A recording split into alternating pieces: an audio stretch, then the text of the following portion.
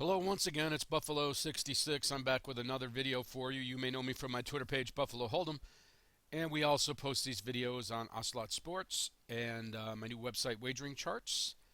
And you can also subscribe to my YouTube channel if you like. Well, it's Wednesday night, a chilly night in Buffalo, and I'm about to go over the games for Week 11 of the NFL. We've got another Kelly betting video for you for those not familiar with the Kelly criterion as it applies to what I'm doing here. Go back to my Week 2 video and I explain it a little more in detail. But we're looking at win percentages for all the games, and we're not dealing with any point spreads on my spreadsheet here. And this week we don't really have a plethora of options. There's no heavy favorites this week. There's a couple of dogs that are very attractive. One thing I do want to point out is that Oakland, I'm not playing this game, but Oakland's at San Diego, and they're winless on the season, and it'd be interesting to see if they continue to fight to get some W's. Because if they do, I think they're going to have super value the rest of the way. They get in the last 5-6 weeks of the season. They're going to win a game or two, and their odds should be through the roof. Money line should be in the 500s. So I'm looking down the road at them as some future value. So we're going to keep an eye on them in future weeks. But three games I'm looking at, and I'm going to have two plays. But the obvious play here, the biggest Kelly number, is Atlanta at Carolina, and I believe that Carolina's coming off this horrible loss to Philadelphia, and they've only got 6 days. But NFL's a parity league, and they can bounce back very easily. But Atlanta, after their debacle in London, where the coaching cost them the game, came back and won against Tampa Bay.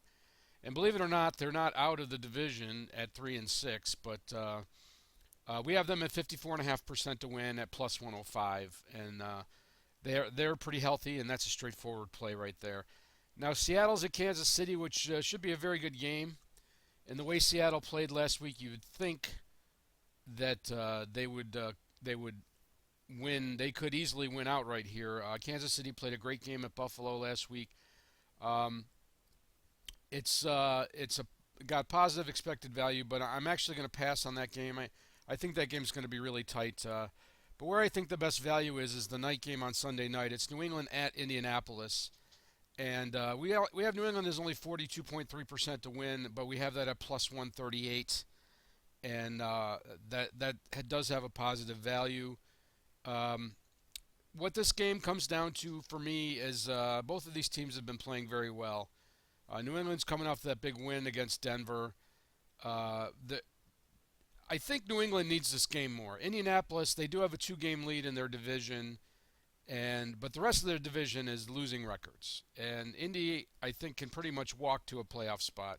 New England needs a little more cushion, and they would like to have the number 1 seed, and they're clicking on all cylinders. And I think if New England puts up anything after 21 points, they get to 28 points.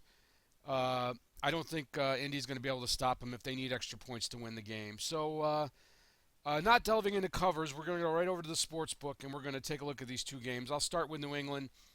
Money line, you could take the plus 3 if you wanted, but I'm going to take the money line at plus 138. And the other game is Atlanta.